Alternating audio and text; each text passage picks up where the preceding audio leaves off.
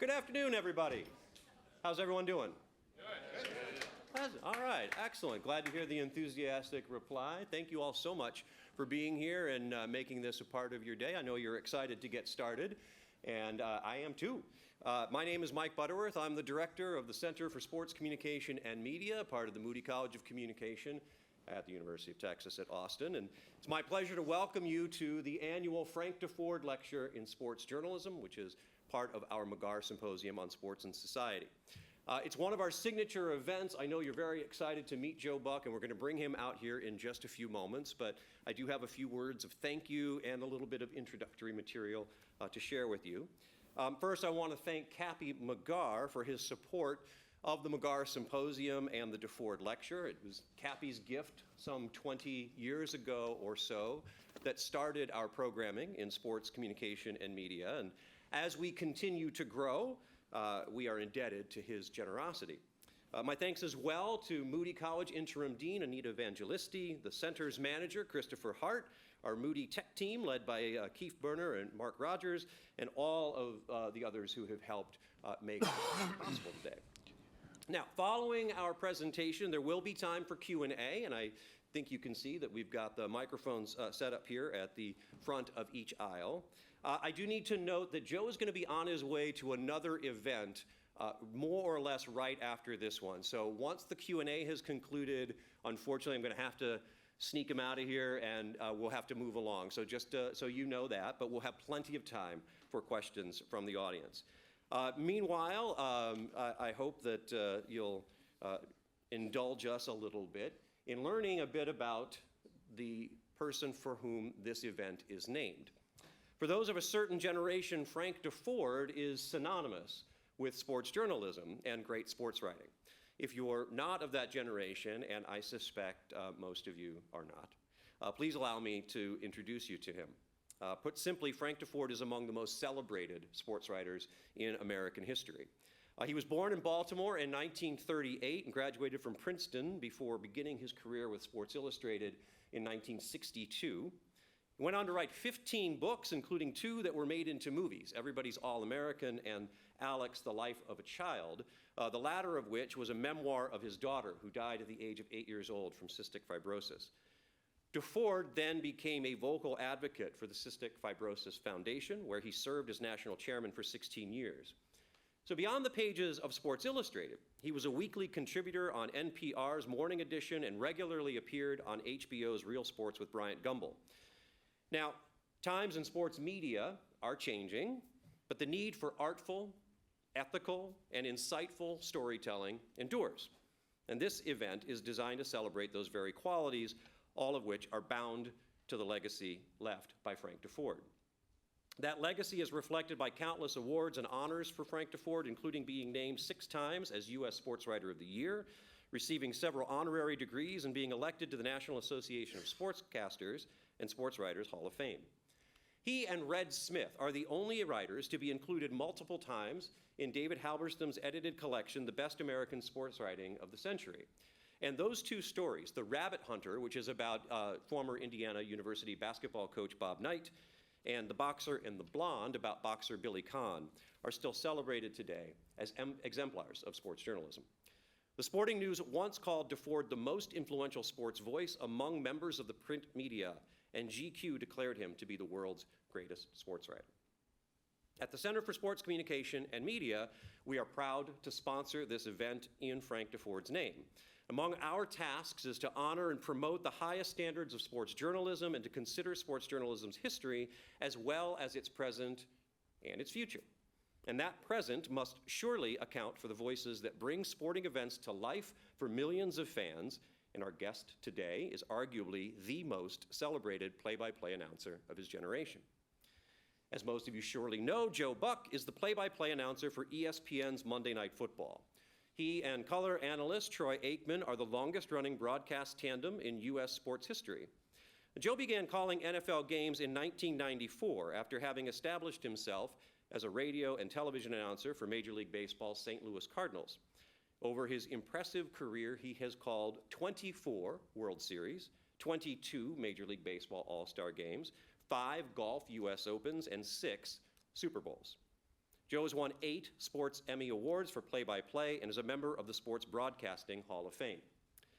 Joe's book, titled Lucky Bastard, My Life, My Dad, and the Things I'm Not Allowed to Say on TV, was published in 2017. As the title acknowledges, his father, the legendary voice of the St. Louis Cardinals, Jack Buck, was instrumental in his career. But it's abundantly clear that Joe Buck has charted his own course, earning the respect and admiration of fans and broadcasters alike. One of Frank Deford's great attributes was his versatility, and Joe follows suit with his writing as well as his work in the booth. And that work has been distributed, as we know, across radio and television.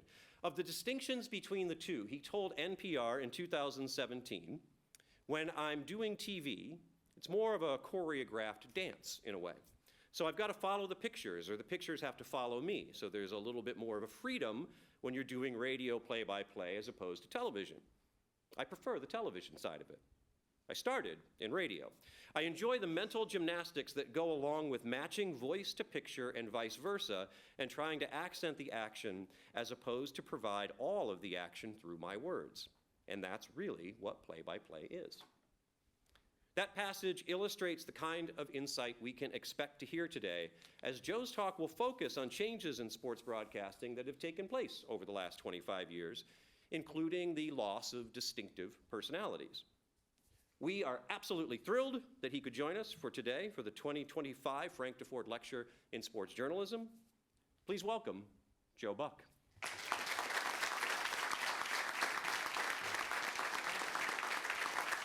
Mike.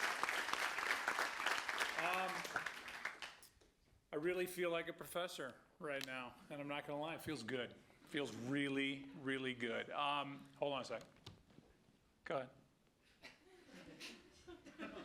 I want to make this fun. I want to make this interactive. I want to make this about you as much as it's about my narcissism and my ego. Being up here talking to all of you. I was flying down here today. I'm lucky I'm here. Had a flight canceled, but I decided on the flight down here that I'm going to make a new steadfast rule with myself that I will never again talk at a university that would have accepted me as a senior coming out of high school. This organization, this university would have laughed at me trying to get in to UT. So I already know that the audience I'm looking at right now is smarter than I ever was. I hope that I can give you a little bit of insight into what I do, why I do, how I do, and then I really want to take questions. The assignment from my new teacher, Mike, who's in the back of the room, was to come up with a speech and come up with a topic. I'm not big on giving speeches. I would assume you guys are not big on listening to speeches. That's just my guess. I don't have, unlike a lot of people in my business, a cabinet full of pre-cornball talks of like you plus hard work equals success. I don't do that. I would rather talk about what you guys want to talk about, because I know that I'm looking at faces and people that don't all do or want to do what I do for a living. I want to talk about the business that I'm in, sports broadcasting, and then I want to talk to you, and I want you to talk to me about how you see the business and how you see sports on TV as 18, 19, 20, 25-year-old people here in 2025. No two journeys into this business are the same. Mine, I think, is unlike anybody else's. I got started the old-fashioned way, nepotism. I am a Nepo baby, which I guess to some people is supposed to be some big insult. It is not to me. I am lucky enough to be Jack and Carol Buck's son. I was smart enough as a little boy to pay attention to what my dad was doing for a living. And so when you get a start in the business like I did back in 1989, when I was 19 and broadcasting AAA baseball, I realized back then, I realize now as a 55-year-old man that I got that start because my dad was the Cardinals announcer.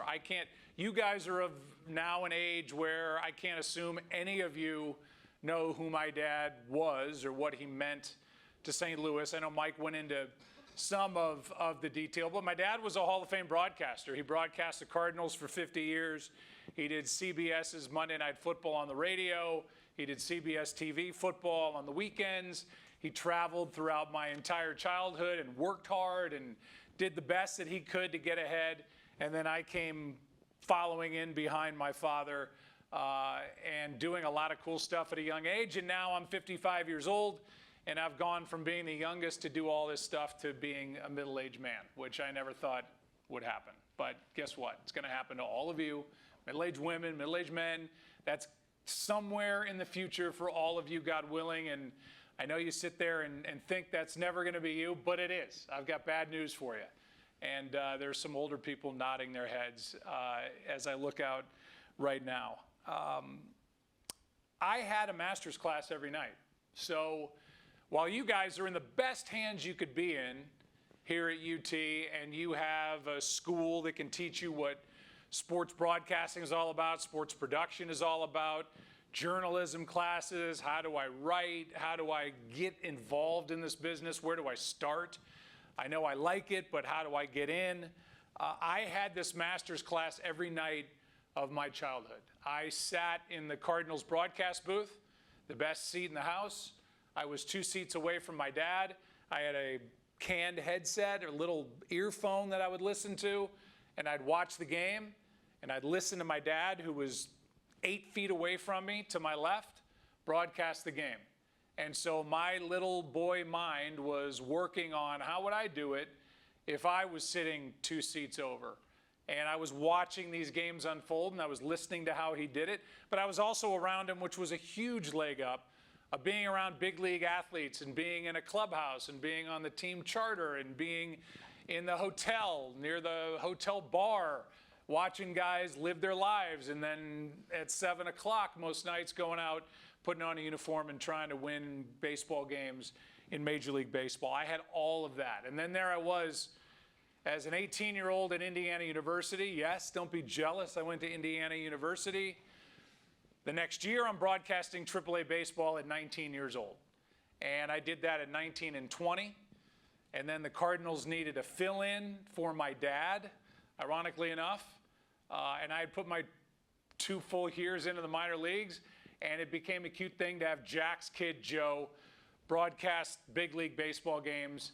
I was hired when I was 20 and really working when I was 21 years old, which is basically the age that you guys are right now.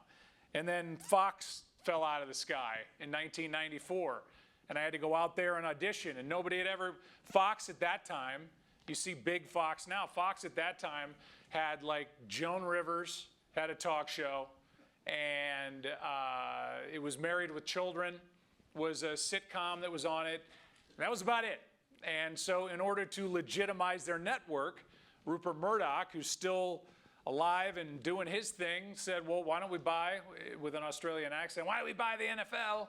And we will get on everybody's televisions because we've got the NFL. It was brilliant. It was genius. They overpaid. They got the rights. And then they sent out basically audition letters to people. Hey, we know you're a young kid and you're Jack's son. Again, nepotism. Would you fly out to LA and audition for our new fledgling network to cover the NFL? My answer was yes, and the only problem was I'd never done football in my life. So I sat in spring training with my dad. We got a videotape. You guys ever heard of that, a videotape? Big clunky thing that you put into a machine and hit play and it would show up on your TV of an old NFL game. And I sat there with my dad, and he and I broadcast the game sitting in a living room as my prep for an audition. And I got on a plane, I flew to Los Angeles, I sat down in a studio that I'd never been in my life. I'm meeting network executives, I'm meeting producers, directors, a guy that I eventually worked with named Tim Green, who was just out of the NFL, had played for the Falcons, and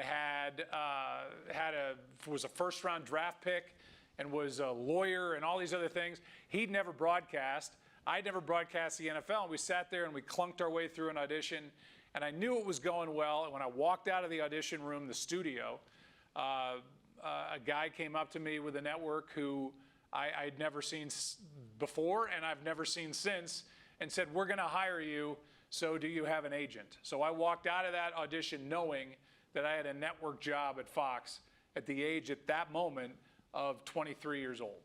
And who knows if I had bombed that audition, if my life would have turned out the way it has. My guess is it would not. My guess is I would have continued being the Cardinal announcer, maybe gotten a break somewhere along the line, but I would not be standing here talking to you today. So I was at Fox for 28 years. I did all those stuff that Mike said, the World Series and the All-Star games and Super Bowls and U.S. Opens and live bass fishing on television and Robbie Knievel jumping over limousines in Vegas live on network TV. Basically, I never said no. I did college basketball. I did all this other stuff. And my answer to any time somebody asked me, a boss asked me to go do it, was yes. And I'll get into that later, hopefully when we have Q&A. I moved over to ESPN with Troy Aikman, who you guys have probably never heard of. He played for the Cowboys, which is a team nearby here, I'm told. Won 3 Super Bowls. We've been together now. This will be our 24th year together. As Mike said, it's the longest the two people have ever gotten along, let alone been on TV, calling each other a broadcast partner. And we just finished year 3. There's a couple things that I think are important to get to, and that is I want to know who you are. And maybe you have to ask yourself that question as we go along here at UT. I don't know. I think to go to what Mike wanted me to talk about, or what I decided I was going to talk about when Mike said come up with a speech, is the dwindling of personality on TV and how it's harder than ever, in my opinion, to have a personality and be you, truly be you, on TV, on radio, in print, in production, whatever it might be. I think it's harder today than ever. So the question is, when you get here to UT, what do you want to do? I met with a group upstairs a minute ago as I came in here on 2 wheels and heard what they wanted to do and what they want to study, and it was impressive. And there was detail there with wanting to cover specific sports and wanting to do, print media, wanting to do online stuff, whatever it is. You can walk into UT with an idea of what you think you want to do in this business, and it may be totally different when you walk out of here. And what I would hope, what I would tell my daughters who have already both been through school, or my sons who are 6, yes, I have 28 and 25-year-old daughters and 6-year-old twin boys, which I don't recommend to anybody in this room. In fact, I told my wife that this was a week-long seminar and I'm not going home. I'm just hiding, basically, here in Austin. But what I would tell them is, have an idea of what you want to do, but go in with your eyes open and be willing to try whatever it is that this great university can provide you with opportunity. I mean, I know I walked in, I saw the TV studio, I saw, that's called opportunity. You can be good at what it is you want to do in your dorm room with a video camera, with your phone. I get it. The business is way different than it was when I started. So the first step is figuring out who you are and then what you want to do. And then you have to believe in yourself. And I think that's harder now than ever. I know what you guys have to navigate. I've been through it with my own girls. I'm going through it a little bit with my boys, but they're not old enough really to be dealing with all that stuff online. But social media is not the place for you to go to when you're doing anything that's out in the open to find out if you're any good at it. My advice to you is to, A, watch your stuff back, watch your production back, read your own stuff, give it a little bit of time so that it's not so fresh, and give yourself a chance, a real honest assessment of what you're doing. If you want to do play-by-play, and how many people in here want to do play-by-play, whether it's baseball, football, hockey, whatever. She's on the fence. He's kind of in. He's asleep. Right here, this is my guy. This is the guy. All right, that's who I got to watch out for, I'm told, from the guy behind you. But don't go to social media to find out if you're any good. Listen to your stuff. It's hard. If you want to do play-by-play or you want to read your own stuff or whatever, you have to be critical of yourself. And when you start, I don't care who you are. I still have tapes, audio tapes of me with my dad when I was 18 years old reading the billboards for Cardinal baseball. The billboards are, Cardinal baseball is brought to you by Bud Light. For the refreshing taste, it won't fill you up and never let you down. Make it a Bud Light. By Amco Auto Parts. For all your needs in auto parts, go to Amco. And doing that before the broadcast. And I'm being coached through the session. It's an open mic by my dad. And the first time I do it, I'm like, St. Louis Cardinals baseball is brought to you by Amco, AAMCO, and by Bud Light. He's like, no. Come on, kid, let it rip. Be loud. Have some confidence. And then I'm like, St. Louis Cardinals baseball is brought. He's like, God, geez. And then eventually, by the end, it's like, okay, it was pretty good. I was loud. I was confident. I felt it sounded like I knew what the hell I was doing. But the first few were awful. And listening back to that, even as an old man like I am now, it gives me anxiety because it's just so awful.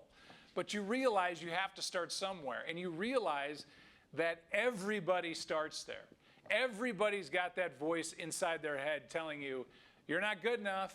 In my case, it wasn't only you're not good enough. It was you're only doing this because you're somebody's kid. So good luck to you. You're doing the World Series at Yankee Stadium as a 27-year-old.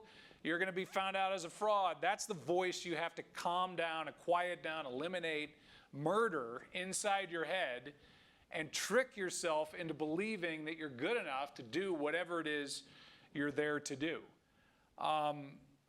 It's a jammed landscape. I know it. I mean, I've spoken at different universities. This is a fairly full room. This is, everybody here, whether there were 15 arms and hands that went up when I said who wants to do play-by-play, you're not only fighting against those other 15 people in this room, you're fighting against every university and every kid and every broadcast school person that wants to do it because it's a great way to make a living. It's fun. You get to travel around. No two games are the same. You're not, doing widgets on an assembly line. I get to go and sit at AT&T Stadium and watch Dak Prescott and the Dallas Cowboys try to beat the New York Giants. There's nothing like the feeling of walking into the booth and knowing that I get to put my mind, like Mike said in that quote, my mind to the pictures and the graphics that are coming to your television and make it seem like a brand new, fresh live game is post-produced. That's hard to do. Doing live play-by-play, I think, in today's climate is harder than it's ever been. It sure is harder than it was when I started in 1991. I promise you that. It sure is harder than when I started in 1994 at Fox, and I'm standing at Soldier Field doing the Bears-Buccaneers game, and I've never broadcast a football game in high school, college, anywhere, and I'm standing there in an NFL booth next to a guy that just retired. We're like, what the hell are we doing here? How do we do this? You have to be willing to do the fake it until you make it stuff until you make it. And that's easy to say, but it's the only way. You can be here at UT for the next 20 years, but until you get out there and do it and put your mind to what you're seeing and putting words coming out of your mouth under pressure when something's happening live, when people are living and dying and hanging on the outcomes of games. I'm not going to say hanging on the outcomes of what I say. That's not fair. Nobody cares about that. But people care in today's world about who wins these games. If it's because they're just some super fan or they've got hundreds of dollars riding on the game, whatever it is, people are invested in how these games play out. They're invested in how games are refereed. It's why Troy this past year got a lot of pats on the back for being willing to say, I think that call's terrible. It's a bad call. And being willing to be yourself. So that's the main thing. Not only do you bet on yourself, not only do you fake it till you make it, and all these cliches, but they're cliches because they're true and they work. You have to be willing to work cheap. You have to be willing to not say no. And then you have to be willing to outwork everybody else that's sitting in this auditorium. And that means late at night, I sit in my hotel room if I'm doing, let's say again, a Cowboys game. And I'm thinking of what's Mike Tirico doing in his hotel room tonight? What's Jim Nantz doing in his hotel room tonight? What's Kevin Burkhardt doing in his? Name them all. And my answer is, at least in my head, and it works for me, they're sitting here reading the same stuff that you are, trying to do all the prep that they're doing, that you're doing, to try to be good on the air. And I will tell you that dream that we all have, and I still have it as a 50-plus-year-old man, of showing up at the end of a semester, having never been to the class, and having never even opened the book or even bought the book, and I'm about to have the test of my life on this to get out of a class, to graduate to the next year, that never goes away, ever. It may change. It may not always be some English class you've never read Moby Dick. I still have that dream, but it's also you show up and you haven't worked. You haven't processed all the names and numbers. You haven't done all the backstories. You haven't read all the articles that some of the people in this room will someday write. You don't know who's hurt. You don't know who's been hot, who's been bad, what the main storylines are for these teams. You don't know any of that. And then the other part of the fun dream that every play-by-play guy has is that you can't see the field. You can't see it, and it's going on, and you can't see anybody's number, and you don't know anybody's name, and you're trying to fake your way through a game. And it's the same walking into a class going, I have no idea what this professor is talking about. I've not done any of the work. If you've done the work, and it's so tired to even say it because it's so boring, but it's so true. That's the only time you can relax and be yourself on the air and figure out who you are. Because there's only one, what's your name? Lincoln. Lincoln. There's only one Lincoln sitting here in a, what's your shirt say? Try and stop us, with a Simpsons character on it. There's only one of him. And there's only one of this guy right here who's going to try to take my job. And there's only one of whatever. But you have to be comfortable enough and be relaxed enough to let that come out on air. And now I'm going to give you the biggest piece of advice that I would give my daughters, my sons, my wife, myself here in 2025. You better be able and willing to laugh at yourself. You better be willing to stick your neck out and give it a shot and try and be different and be true to who you are and say the joke, as long as it's in good taste. Say that you better be willing to stick your chin out. And if Twitter says that was stupid or you suck or whatever, you better be willing to laugh at yourself and let that roll off your back and go to the next assignment. This country right now it's a dangerous place to be with for people with opinion. And it doesn't matter what the opinion is, but you're not going to make everybody happy. If there's Rangers fans in here, Texas Rangers fans in here, you think I hate the Rangers. Got it. If there's a Giants fan back here, San Francisco Giants, you were rooting against the Giants the whole time in the playoffs, especially against the Cardinals. You were too biased, and I wasn't, but that's fine. Believe it. Doesn't matter. I can laugh at it. I can laugh at Twitter. I can laugh at people still to this day after 30-plus years of network television. My dad has been gone for 22 years saying, it's a good thing you had a famous dad, you suck. It's like, oh, okay, yeah, got it, I suck. I've been doing it since 1994, and I've been at 2 different networks, and I've done okay for myself. So I must suck, but I'll take it. You have to be willing, and it doesn't matter what level it is. Somebody says something mean, you got to let it roll off your back and keep plugging. And if you mess up, my God, if you mess up, turn it into an opportunity. Turn it into a chance to show your sense of humor and that you can laugh at yourself. Terry Bradshaw at Fox, who's one of my favorite on-air personalities, but beyond that, one of my favorite human beings, makes his money and makes magic when he makes mistakes and he can laugh at it and have fun and yuck it up and talk about stuff that other people are too embarrassed or shut off to talk about. So that's my advice to you. Laugh at yourself. Try stuff. Don't be too backed into a corner with what you think you want to do. You don't have all the answers. I don't have all the answers. But you sure don't. And if you think you know what you want to do, you might not. And that's okay. Get into this business, feel your way around inside of it, and see what makes you want to get up and go to work. I would rather go to work than have a day off.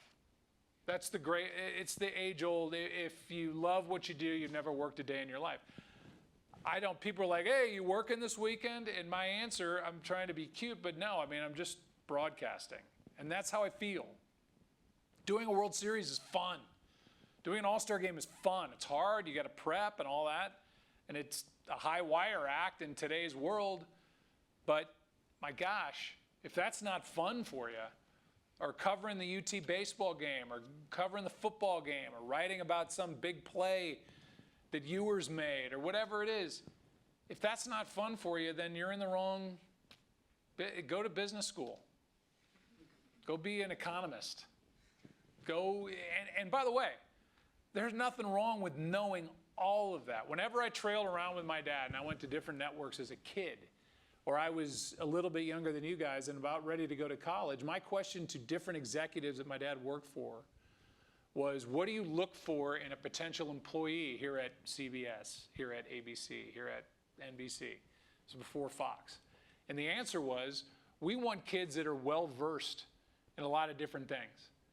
It's not, hey, I went to Texas and I worked every minute of every day in the broadcast journalism school, and there's nothing that I know outside of broadcast journalism. I know nothing about the world around me. I don't know anything about law. I don't know anything about medicine. I don't know anything about history. I don't know anything. Well, I've interviewed presidents. I've interviewed people that don't fall into the category of the typical sports guest.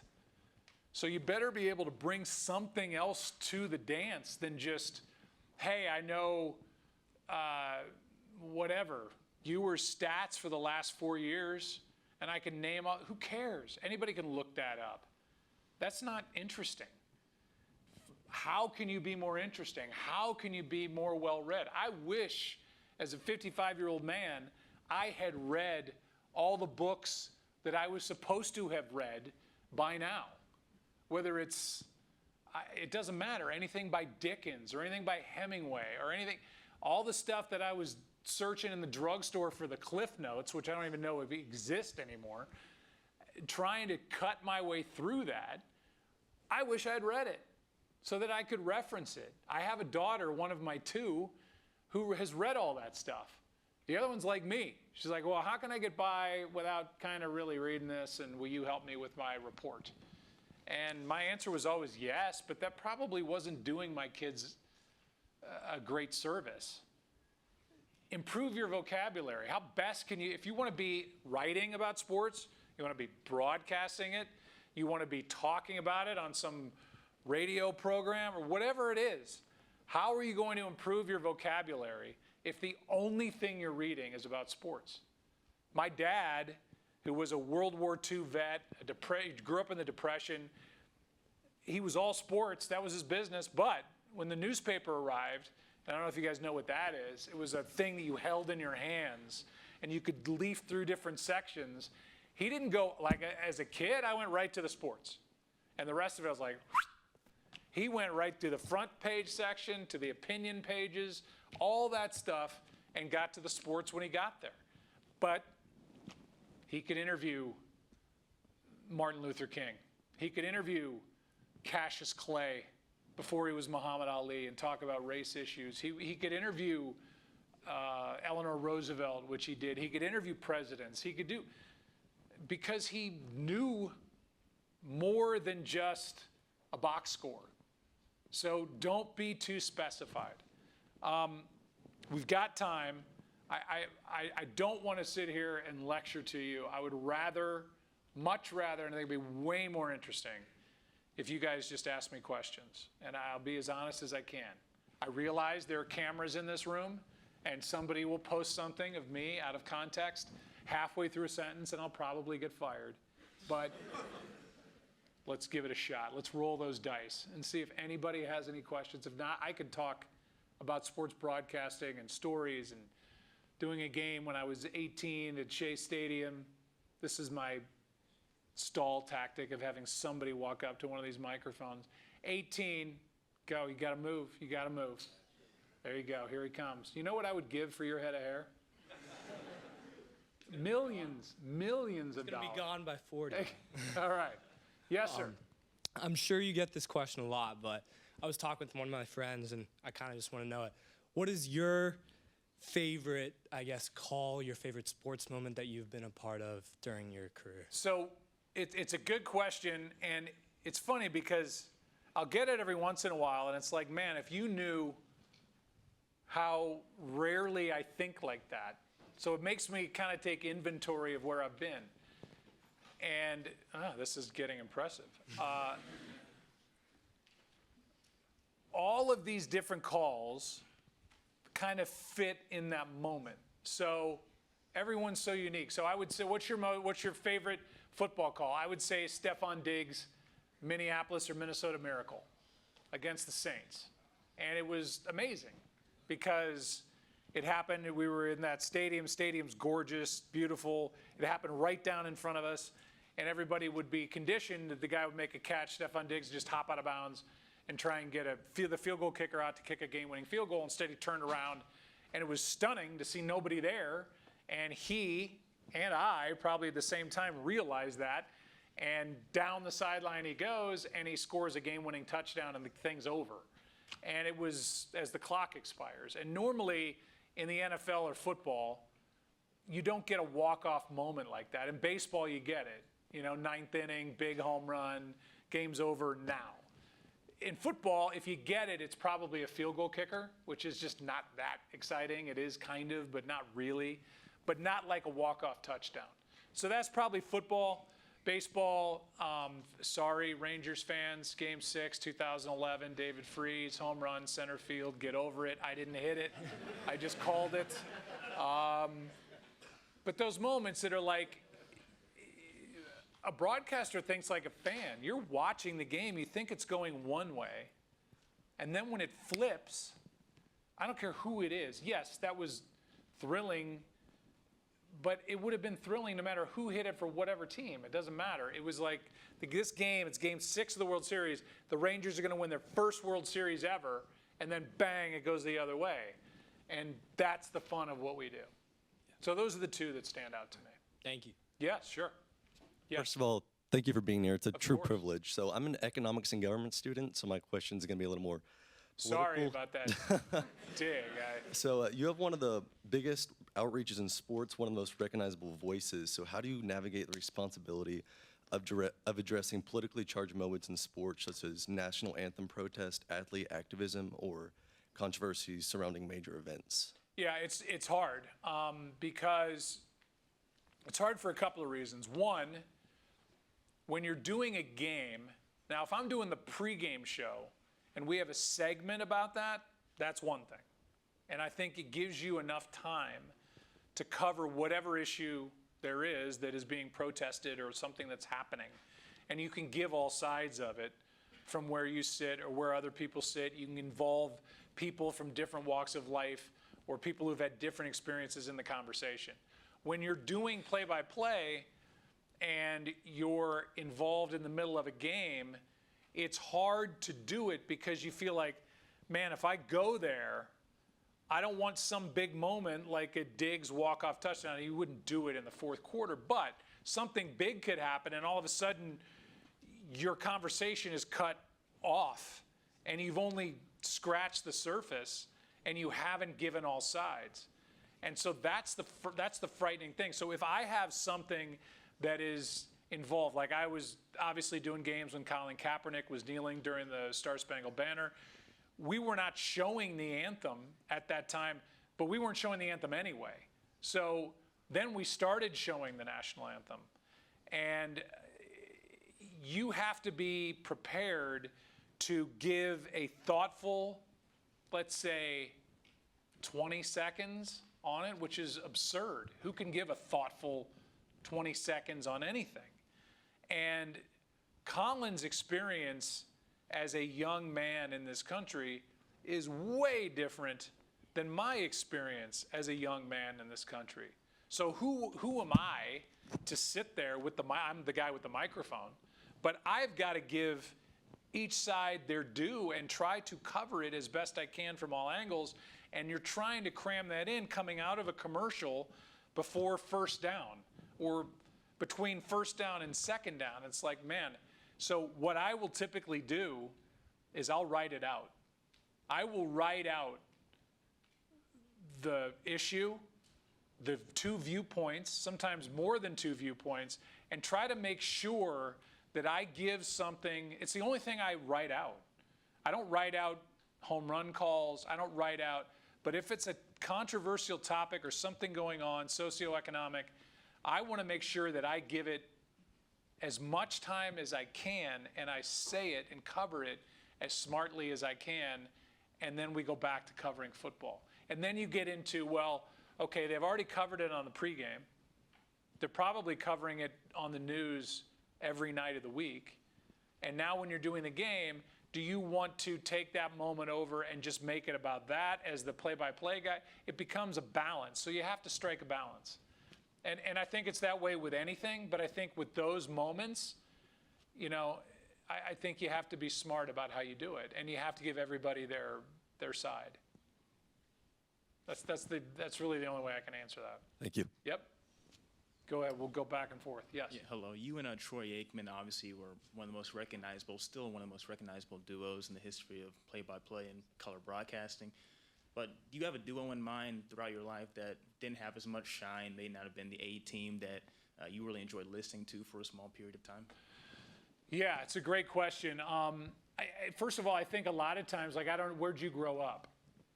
Frisco, Texas. In Frisco, Texas. So you're going to have people that you were exposed to. Now, I realize, again, I was born in 1969, so I grew up in the 70s and the 80s. So that was more of a radio time, believe it or not, especially for sports. The Major League Baseball game of the week, it was one game a week that was on TV instead of every game is on TV. So I would lean more toward the radio guys that I was exposed to. But it depends on where you grew up in this country. It's like different schools of broadcasting. If you grew up in LA, you go, well, Vin Scully. I mean, you kidding me? Vin Scully is the greatest to ever do it. If you grew up in the East Coast, you go, depending on how old you are, Mel Allen or Marv Albert covering the NBA, or, you know, right on down the line. You grew up in the Midwest, there's my dad, there's Ernie Harwell, if you consider Detroit somewhere kind of in that area.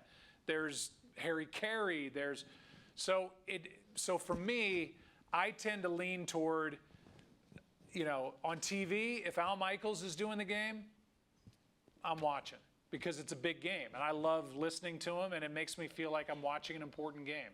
Still, and he's 78, 79 years old, and he's still phenomenal. Baseball, I would say Vin Scully, even though I didn't grow up in LA, his voice and his melodic kind of delivery just lends itself to baseball. So it's very personal. It's why people go, oh, well, this guy sucks. No, I like that guy. This lady's terrible. No, she's great. It depends on your personal taste. So those would be the names that jump out to mind. I would say Vin Scully for baseball, other than my dad, and Al Michaels for football. Thank you. Yep. Yes, Homer. I'm curious, you know, as we kind of see the balkanizations of sports, I think the most glaring example is kind of the elimination of the mid-range jumper in basketball. I can also think about like in baseball where home runs kind of remain stagnant, but batting averages kind of decline. Like, is there an example of that you think that's glaring in football, or if at all that's going to change the game? I feel like football, and maybe I'm biased, but I feel like football's pretty good at going through cycles where things will have, like, I feel like 7 years ago, everybody's like, oh my God, the Wildcat formation. The quarterback's off the field, and they snap it directly to the running back, and they have an extra guy blocking. 1 year later, that was gone. Yeah. It's like they figure out a way to stop it because it's physical, body on body. But I hear what you're saying with baseball, and it's one of the reasons why baseball, in my opinion, and again, I'm the get off my lawn dinosaur guy, but back in my day, and I can't believe I can even say that, it was about pitching matchups, it was about lineup construction, it was about putting the ball in play, it was about, oh my God, yeah, but if we get to a game 7, it's going to be Doc Gooden against Nolan Ryan. And now the last World Series I did, which was 2021, the Braves had a guy starting in Game 3 of the World Series that had never started a game in the big leagues, and they didn't care.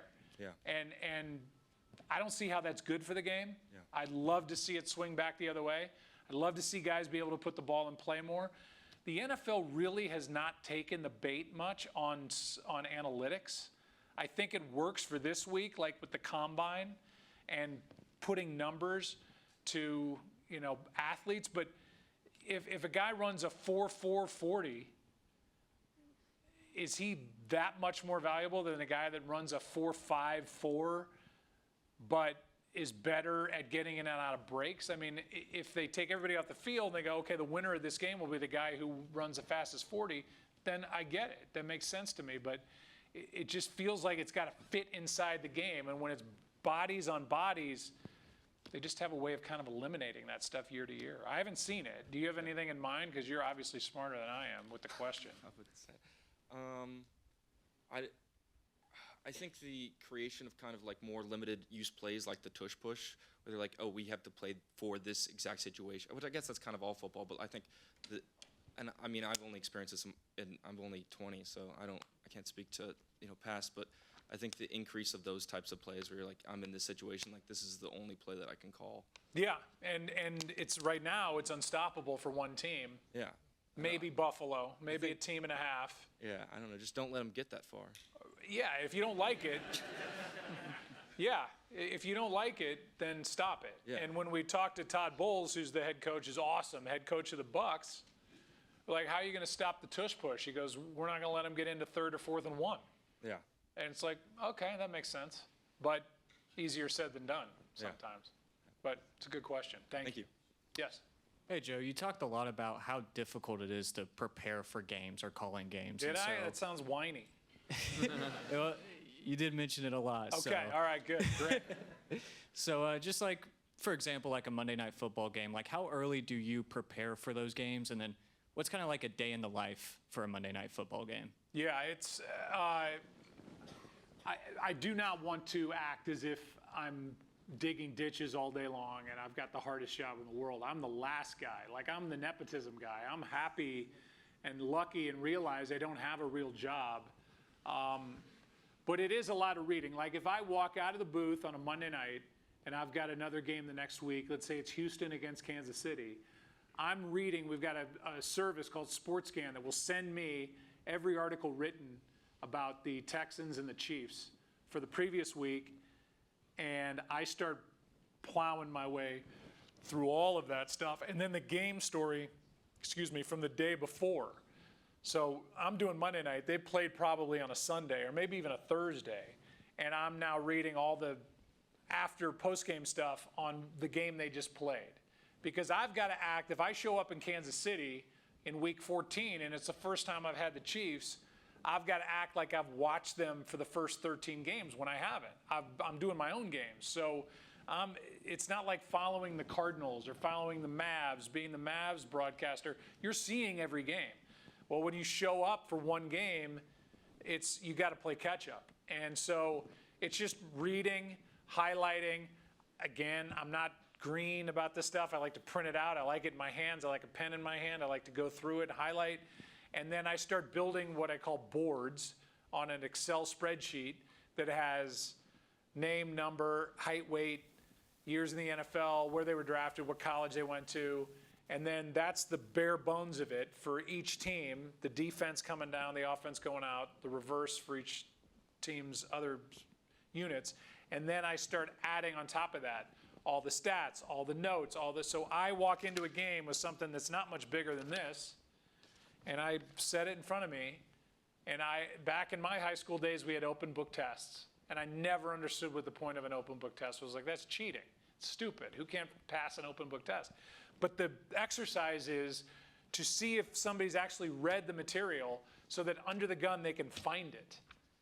And because I've done all that work, some people farm it out and they have, a college kid, and I'm not taking applications, do that work for them. But I need to do it myself so I know where it all is, so that when a big play happens, my eyes go right to whatever note I want to throw out there during the live broadcast. I can't be like fumbling around and go, oh, wait, hold on, everybody. I know there's something in here I wanted to say about, whoever, Jason Witten and his touchdown record. I got to have it right here. So that's kind of what every Sunday or Monday now in my life is a final exam. And I have to be ready for that in the pinch. That's kind of how I do it. Thank you. Yeah. Yes, sir. First off, thank you for being here. Sure. So I had two questions. First, how excited are you to be covering the Super Bowl in 2 years? I know it's been like a 7-year hiatus since the Chiefs-Niners games you guys had back at Fox.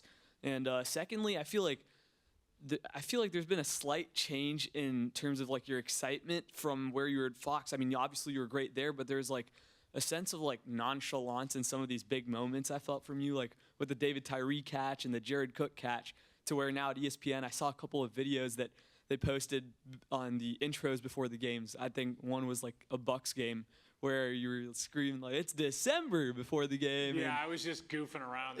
Like would you say that there's are there any it's a things great that question. you've kind of I like know what tried you're saying, changing yes. between like I guess your first act at Fox and now being at ESPN? Yeah, really, really well said, well thought out question, and I appreciate it because it's correct. And again, I could give seminars on this stuff.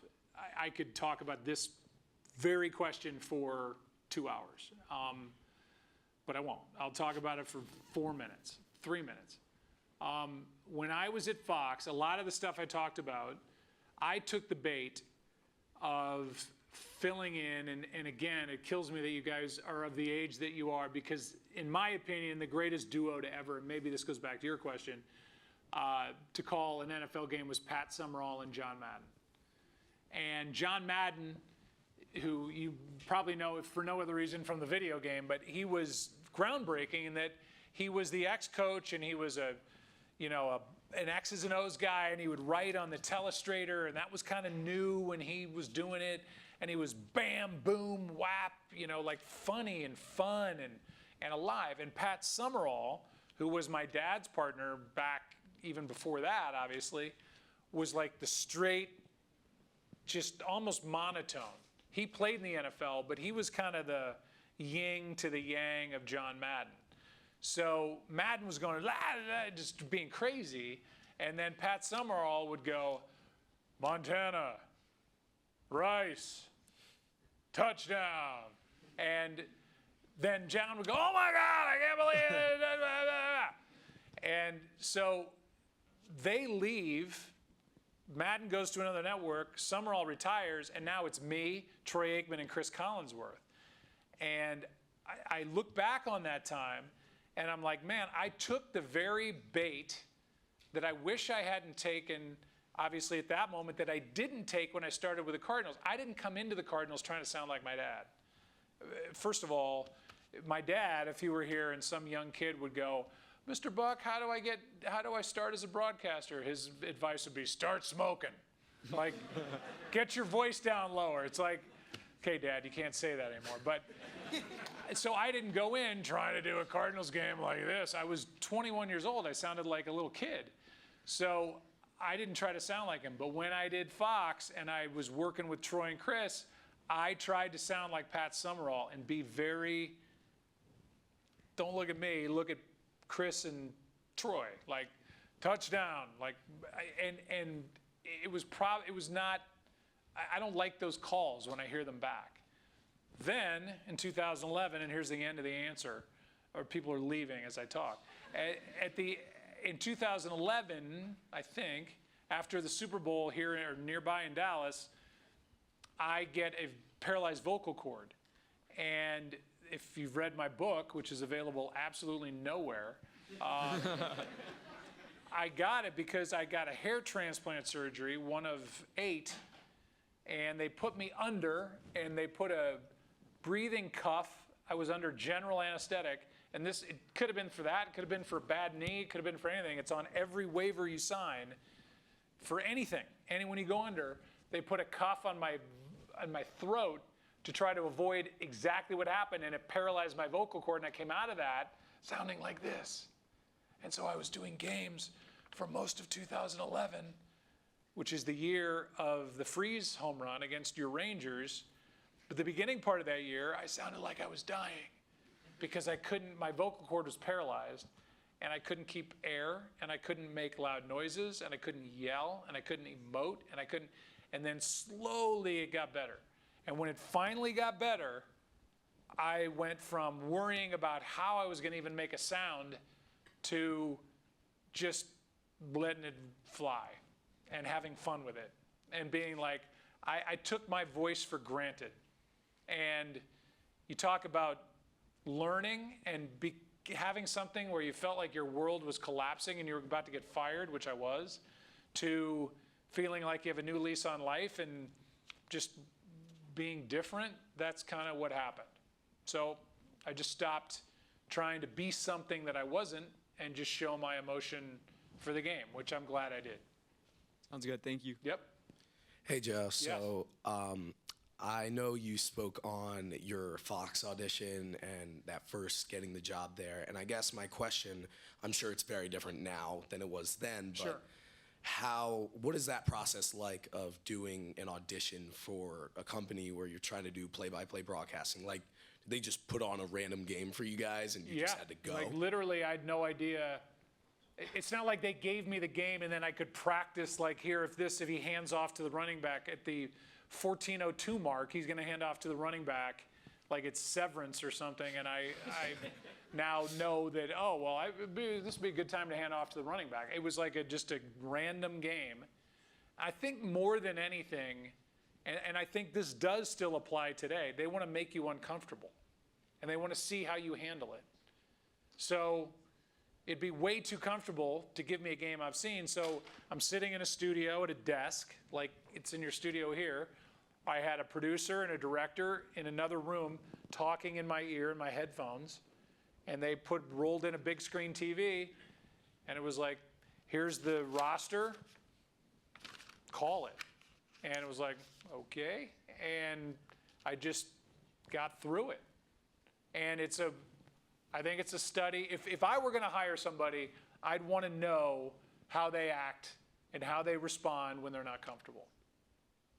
And that's kind of what it was. So, I'm not saying that exact thing would happen, but you're going to turn in, if you want to do play-by-play, you're going to turn in, I guess today it would be called a link.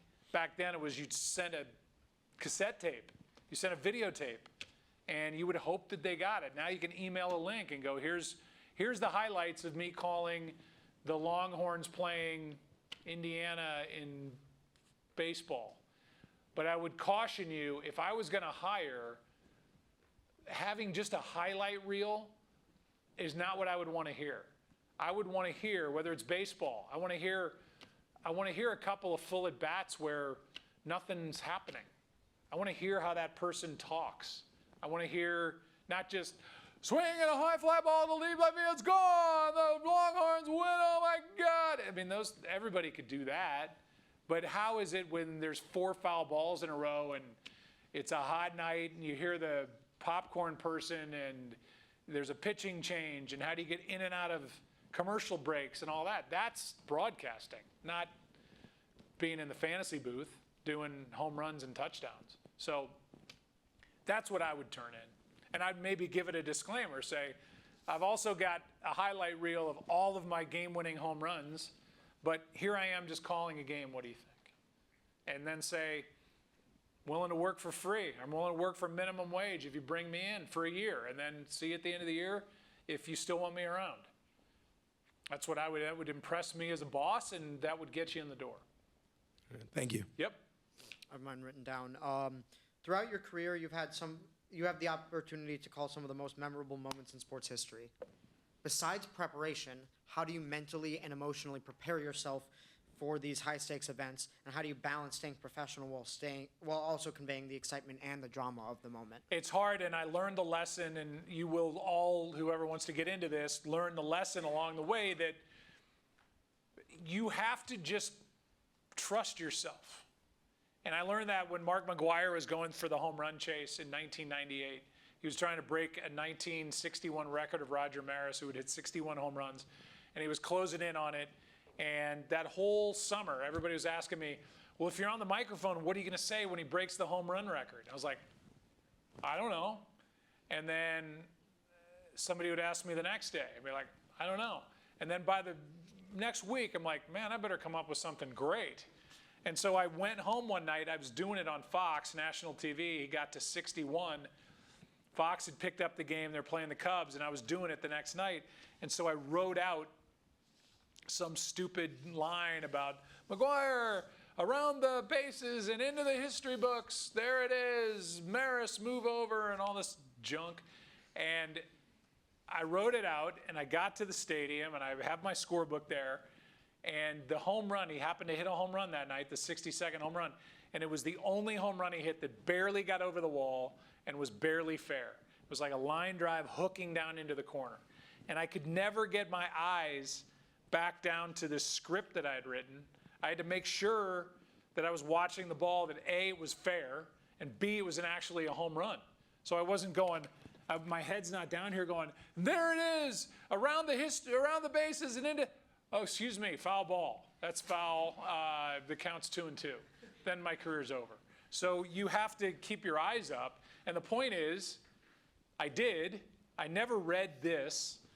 And because I was watching and I saw how excited he was, because he was watching the ball too, that he leaps over first base and missed it when he got to first base because he was so excited and his eye was watching it, running, and he sees it go over and he jumps and he had missed first base. So that became part of my call.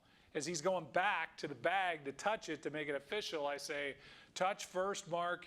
You're the new single-season home run king. And those words never crossed my mind. Obviously, I didn't know he was going to miss the base that night before. But I also never put that, you're the new single-season home run king. That's nothing I'd ever thought about. But it came out. So the point is, you got to trust yourself. You got to trust your gut. Sometimes it's not going to be right. I'm known for the Randy Moss, that's disgusting thing. If I could go back, I'd change that. But you know what? I have to give myself grace, because if I'm going to do that, well, then I would have to go back over every call and be unrealistic and look back and try to make everything perfect. This is not a broadcast. Broadcasting is not perfect. And sometimes you're going to say things, it's going to be dumb. Sometimes you're going to say things you think it's funny, it's going to be taken the wrong way. Sometimes you're going to say things and it's just wrong. Like calling a home run a double or vice versa, or getting the wrong guy scoring a touchdown. It's going to happen. So it's not perfect, and you can't hold yourself to an unrealistic standard, because if you're trying to be perfect, I don't care what you want to do in this business, you're trying to be perfect, you will be boring. You will have no opinion. You will be not as excited. You will be just vanilla. Like, even if somebody goes, I hate you, you hate the Red Sox. I'm like, well, you know who I am, though. I have no idea who you are. So get over it, because I don't hate the Red Sox. But that's the point. You have to be willing to not be perfect. Okay, thank you. Yep, go ahead. I'll try to go quicker so we get to all. I was just gonna ask, me and a buddy of mine, we had an opportunity to call a UT football game. It wasn't broadcasted anywhere, it's just on tape. I couldn't sleep the night before. We had done all the work, but I could study 30 hours for a test. I won't feel amazing going into the test. When in your process do you know you're ready to call the big game? Or, you feel good enough the night before going into the game that you're gonna do as good of a job as you can? Man, that's a great question. I'll tell you, when you do a Super Bowl and you know that there's 120 million people on the other end of whatever it is you're talking into, you feel like you can never be ready. And you have to, I hate that, I mean, I don't hate it, but the phrase give yourself grace, you have to be willing to turn it off because you can make yourself nuts. So in the case of the Super Bowl, it's a good example because there's 2 weeks between the championship game and the Super Bowl. And he asked about, doing a Super Bowl would be the first time in 7 years. Normally we're on an every 3-year cycle. And it's like, oh my God, well, what if the punter has some unbelievable moment and there's an article that comes out the week prior to the week of the game and it's about the punter and his lucky horseshoe that he keeps in his back pocket during practice, and nobody cares. Here's the one thing, here's the secret sauce.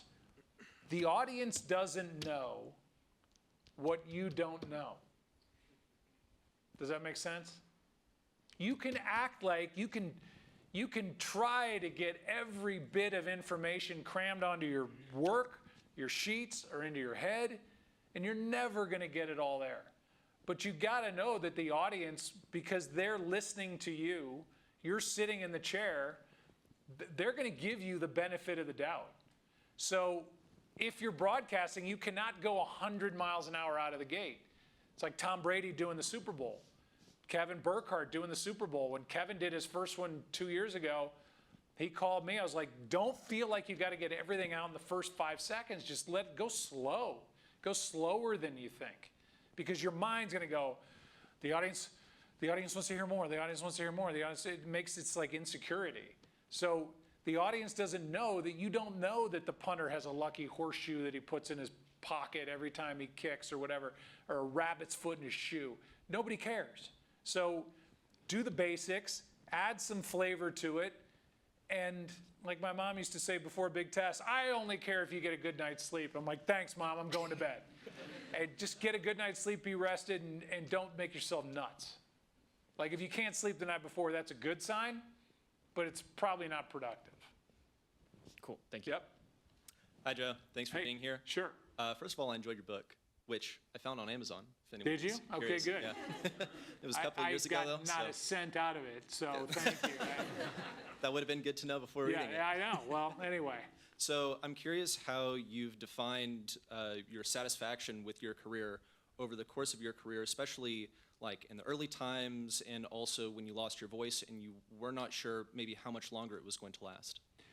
I've tried to really appreciate it more as I've gotten older. I still think of myself as a 25-year-old.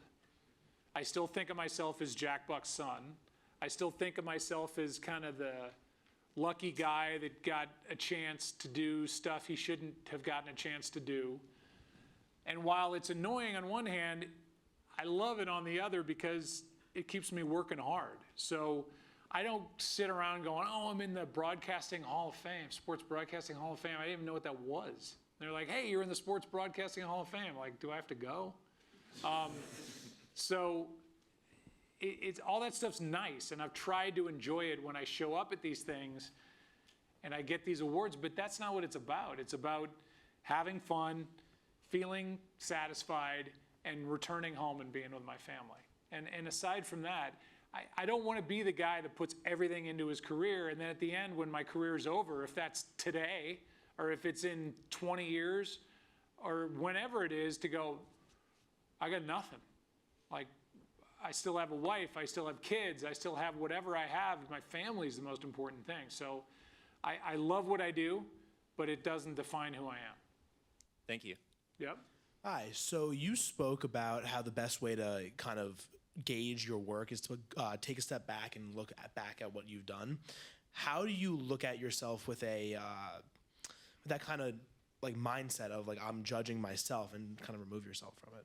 Well, it's good because I think if you were to do a game, like if I did a Super Bowl and then I went back home and watched the Super Bowl back that night or the next day, which it's running all the time on NFL Network and I can't avoid it, it's like, ugh, like I'm thinking about what I was thinking about in the moment.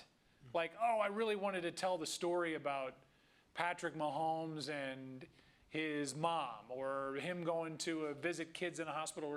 I wanted to get that in here, and I didn't get it in here, and that's all I think about. Well, if I give it a little bit of time, a month, sometime, I'm lucky enough that I can go back, I can watch me do a World Series at 27 years old. And that's like me listening to somebody else. That doesn't even feel like me. So I'm watching it as a fan would watch it almost. Like I don't remember what I was thinking about when Andy Pettitte was trying to strike out Chipper Jones. I'm just watching it like a fan. So the more time you can give it, the more you can realistically watch it like a fan would at home. So, bank some stuff and be able to go back and watch it when it's not so fresh in your mind. And then you're a little bit more fair to yourself. All right, thank you. Yep. Hi, thank Hi. you for being here. Sure. You said you tried to be the guy who always said yes, who is willing to try anything. Do you have one big yes that you think defined your career? Well, I wrote about it in my book. It was when I tried pot brownies.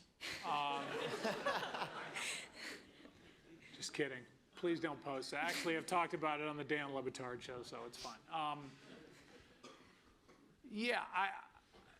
There are a lot of moments where my better judgment would have been to say, I'm not going to do that because I don't know what I'm doing. I mean, the most extreme example is live bass fishing on TV, which is a sentence that shouldn't have a lot of those words in it. Bass fishing, live, because for an hour and a half on whatever night that was, whatever year that was, the largemouth bass that these guys were fishing for decided they were not going to bite. So we had a show of an hour and a half of guys standing around on boats catching nothing. So it was awful. And I didn't know anything about fishing. But I was like, oh, that'll be interesting. I'd love to tackle that. Robbie Knievel jumping over limousines live in Vegas is not something I grew up wanting to do. But it was pretty thrilling. And it was pretty surreal because we were at the rehearsal the day before and Robbie Knievel decided, his dad, you don't know any of these names, but his dad was Evil Knievel, which for people who grew up in the 70s, he tried to jump the Snake River on this weird rocket thing and went right into the river, but was this stunt man, this daredevil. We used to have toys of Evil Knievel. And so his dad showed up, they got into an argument right on the ramp, and Robbie decided to give his dad a hand gesture, got on his bike, went up to the top of the ramp, sped down it, and actually did the jump the night before. The next night when we were doing it live on TV, trying to pretend like this, he was trying to avoid death. And we'd watched him do it the day before, like nothing to it. And he took his hands off the handlebars. And I mean, it's just stories that I would never have if I had said no. What would I have been doing? Been at home? Like, give me the challenge of showing up on TV, talking for 2 hours about these daredevil stunts that were live on Fox. It was awesome. I'm so glad I did it. But at the time, I was scared. Horse jumping, done that. Never knew, I didn't know anything about what an oxer jump is and different things that I had to learn, but I learned it and I stumbled my way through it and I became a better broadcaster because of it. So there are no no's in this. Unless it's something that you go, oh my God, that doesn't seem like it's legal. So I would not say no to anything. Thank you. Yes. First off, you're the man, Joe. Big fan. Thank you. But Thank you. I bouncing like off you. that, I like you a lot. It's really easy to have a lot of energy and make like a 60-yard bomb really important. You can say really loud, and you have a lot to fill in for that dead space. But how about like plays where it's like a 5-yard slant, and now, okay, what do I say from here? Like as the next play comes on. Yeah, I mean, it depends on the sport. But if it's a 5-yard run, as I said to Troy 24 years ago, or I said to Tim Green, because my dad told me to tell Tim Green, not every play is worthy of the Broadcasting Hall of Fame. You don't need to make it amazing. Sometimes it's just a play. And so, you know, you can talk about a lot of things. It depends on where your mind goes. You know, Aikman hands off to Emmitt Smith over the left side. He got 4 yards on that play. Now what do I say? Well, the Cowboys came into this game hoping that they could run against the Arizona Cardinals, and so far they've been a pretty good job there at 5 yards a carry. You know, if they can do that, they'll have a pretty nice game on the ground tonight. Whatever it is, you can just, it's about, that's what it's about. It's about how do I fill, but you don't need to go wall to wall. You can't take that bait of thinking that, oh my God, it's dead air. People are going to think I don't know what the heck I'm doing or what I'm supposed to say. It doesn't work that way. In fact, sometimes it's more pleasant if the person doing it is not making just like a woodpecker just drilling you in the head the whole time, like da da da da da da da da da da da da da da. It's just like, give me a break. So that's at least how I want to hear it. Doesn't, now everybody's got a different style. So there's a lot of different places your mind can go. Baseball's the hardest and yet the easiest. You can talk about the size of the crowd. You can talk about who's up in the bullpen. You can talk about who's on the bench. You can talk about a guy they just called up. You can talk about whatever, the weather. You can talk, whatever it is. There's a million things you can talk about as long as you can kind of step back and look at the big picture and not just be focused on that 4-yard run. Does that make sense? Hi there. Thank you so much Hello. for being here. I've always been a person that's enjoyed being on camera, no matter if it's like a stand-up or like interviewing somebody. And sometimes I really like fixate on like what I'm going to ask them, like on my paper, instead of just like, you know, throwing in banter here and there. And so nerves get in the way, and then I just end up being like, well, that wasn't that good. That's learning. Right. So if I can jump ahead, I know what your question's going to be. I think if you prepare an interview, that's great. You should. But the most important attribute to a good interviewer is listening. So if I go, oh my God, this list of questions is unbelievable. I'm going to blow their minds with every one of these questions. And you ask the first question, hey, you know, what was going through your mind, or whatever the question is, what was going through your mind when you scored that 60-yard touchdown? They're like, oh man, that was, what a moment that was, and probably going to go out and drink 45 beers and, you know, what, I don't even want to make a joke about it, but whatever they say, and you go, okay, so back in 1971, and you have to be willing to act like you're at a bar, in a conference room, in a classroom, in a coffee shop. That's, you listen to what the other person says. You're going to have all that stuff you prepare is going to be in the back of your mind.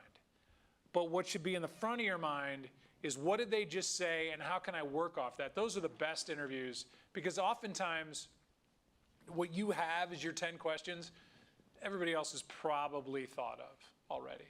But what they haven't thought of is, how do I come off that answer with something that either builds on that or, you know, takes it in a different direction in an interesting way that that person just opened the door for. So again, it gets back to really trusting your mind and trusting yourself to think on your feet. If that makes sense. Yes. Mm-hmm. And by the way, smile. You have to, not you, anybody. It's the thing people tell me all the time. You look like you're mad, or but that's like my face when I'm thinking. But there's part acting in this too. You have to kind of welcome people with a smile, and you have to be accessible and friendly. That's part of it. So even if you're grinding in your head, like, what am I going to say? What am I going to ask? What am I going to? You have to still act a little bit, not stupidly. You don't have to look like a bobblehead, not you or anybody. I think about this all the time. When we come on the camera at the beginning of the game, it is going through my head like, do I look at the camera? Do I look at Troy? Do I nod at the camera? Do I nod at Troy? But that's all like, because it's just awkward. But you have to kind of act. Yes. Hey, Joe. Yes. On the topic of public opinion, how much of what people say and what people say on Twitter or the audience's opinion, how much of that do you take in and use to help you make you a better commentator, and how much of that do you throw away? Well, I use a lot of it. I use a lot of it sometimes as motivation. B, there are a lot of good points that are made there sometimes, and you can't throw it all away. Now, that would mean that I'm going through everybody's comment, which is self-defeating. If I'm doing a World Series or I'm doing a football playoff game and there's, in the case of a football game, 40 million people watching, you're going to trend on Twitter or X or whatever. You're going to trend on that. So people are going to be talking. And if you go down into that black hole, you'll never come out. But some things filter their way through, and you can there's nothing wrong with getting really good feedback, even if it's couched in sarcasm, snark, being mean, whatever it is. Sometimes there's a nugget of truth in there, and you go, I never thought about it that way. Or, man, when I said that, I get it. People could say that that's what they thought I meant. And it makes you rethink how you say things sometimes. So there's plenty of good on there. It just, when it becomes redundant, it's the same thing over and over again, you got to kind of filter through all that stuff. Yeah. Thank you. Yes. Hi, so you mentioned a lot with opinions, and you're not going to please everybody, but I feel like we live in a world where cancel culture has become a very big deal. And how do you kind of navigate that? Because when you're live on air, play by play, whether maybe you're making a joke or talking about something, you mentioned you prepare for those controversial topics. Is it something you kind of think about? How do you deal with that? Yeah, I think about it all the time. My first reaction to things is to try to be funny about it. And that doesn't really play in today's world, because people will take what you say, and it can be completely unintended, but it can be twisted in a way that can have you looking for a job. So it's a balance. And I think the hard thing is being yourself, being funny, being true to the moment, being off the cuff, by the seat of your pants, whatever you want to call it, and then go, really want to do that? So you have to find a balance in there somewhere. You have to be yourself, you have to be your own personality, but you don't need to be controversial, you don't need to be mean, you don't need to be whatever. You can have a witty, fun, wise take, and it doesn't have to necessarily get into that category of getting you in trouble. But, I mean, yeah, it's a real thing. Thank you. Yep. Hey, Joe. Okay. I'm so sorry for those of you who have been waiting so patiently. Yes, I want to get the guy in the suit because he wore a damn suit. So sorry to the guy who left who's wearing the Homer Simpson shirt, but he gets the question, yes. No, go ahead. Okay. I don't mean to, yeah. Hey, Joe, Arden Flights, thank you for being here and letting me speak before the man in the suit and tie. I appreciate it greatly. You become one of the most successful play-by-play commentators, and I'm sure you get asked a lot about your defining moments of success in your career. I'd love to know about a defining moment of failure you've had and how that's changed your trajectory. Well, I had a defining moment that was very acute at the end of the U.S. Open in 2018, I don't even know what year it was. It was at Erin Hills, and a guy named Brooks Koepka, who's gone on to bigger and better things. It was the first time that he was really on the national stage. He won his first U.S. Open. And there was this woman that kept showing up in every shot. It's like, and there she is again. And now they're giving him the trophy, and there she is again. And so I get a card that's passed up from the back of our little production, our booth, from a guy who I've never mentioned his name, never done it. I won't do it here. But he hands me this card. Now realize this is a guy who's been handing me cards all week, making me sound way smarter than I am, giving me detail of different tournaments and all this other stuff. So he hands me a card. He goes, that's whatever name he put on there. Jennifer Johnson, Michigan State soccer player. That's Brooks's girlfriend. So I'm like, so I get it. And so then somebody else talks. I'm like, and in case you're wondering, that's Jennifer Johnson, Michigan State football player or soccer player, and Brooks's girlfriend. And then a pause, and then Brad Faxon, who I'm working with, goes, well, actually, Joe, that's Jenna Sims. That's Brooks's new girlfriend. Jenna Johnson was his old girlfriend. I'm like, well, what a fucking surprise that is. Okay. And as I'm saying, as Brad is saying that, I look in the back to the guy who's handing me the card. He's like, and I'm like, wanting to just flip him off back there, but I didn't. And that sucked bad because we were already the new kids on the block doing golf at Fox, and oh my God, these guys are ruining the sport and they suck and whatever. And we've had a pretty good week at Erin Hills, and the last thing going off the air is the idiot right here who has the name of the wrong girlfriend for the winner of the US Open.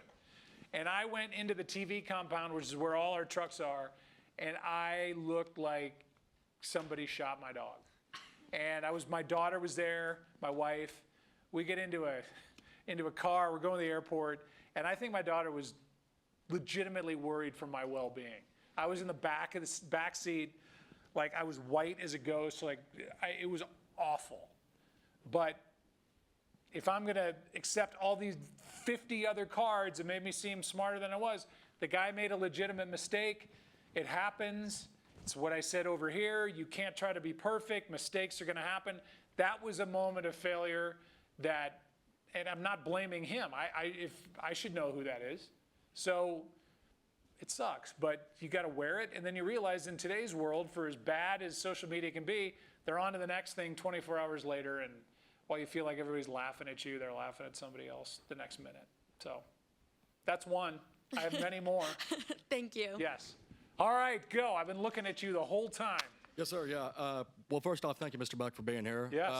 So my question to you, and I know you probably get this a lot, but where do you see the future of the sports media industry heading? Because, you know, the print media business is dying. The local news viewership is going down. What avenue do you think is going to be the most profitable coming up? Is it going to be radio? Is it going to be TV? Is it going to be podcasting, streaming? Well, I think podcasting for the right people. I did a podcast for 3 years, and let me tell you, if you want to do something for 3 years and not make a dime, do podcasting. But I loved it because it was like one avenue where I had one with my podcast was with Oliver Hudson, Kate's brother, who is a great goofball, and we had a great time. But that's a tough one unless your name's Dak Shepard or Joe Rogan or Kelsey. I mean, you're probably not going to make a great living doing a podcast. There's so many of them. So the question is, I think best answered in what is can't miss TV? And in my world, can't miss TV is live sports. Now, wherever you find that TV, that live sports is changing. It used to be 3 networks, then it was 4 with Fox. Now it's Netflix on Christmas. It's iTunes for MLS and Major League Baseball. ESPN just got out of their deal with Major League Baseball. They're going to end up maybe with one of the streamers. So you got to find it. But to me, the answer is the future of can't miss TV is live sports. So for people in this room that care about live sports, that's the good news. My youngest daughter worked on the show Severance, which I mentioned earlier. That seems like it's, you don't want to miss that, but you can watch it whenever you want. Nobody's ever gone, hey, don't tell me who wins the Super Bowl. I'm going to watch it in 2 weeks.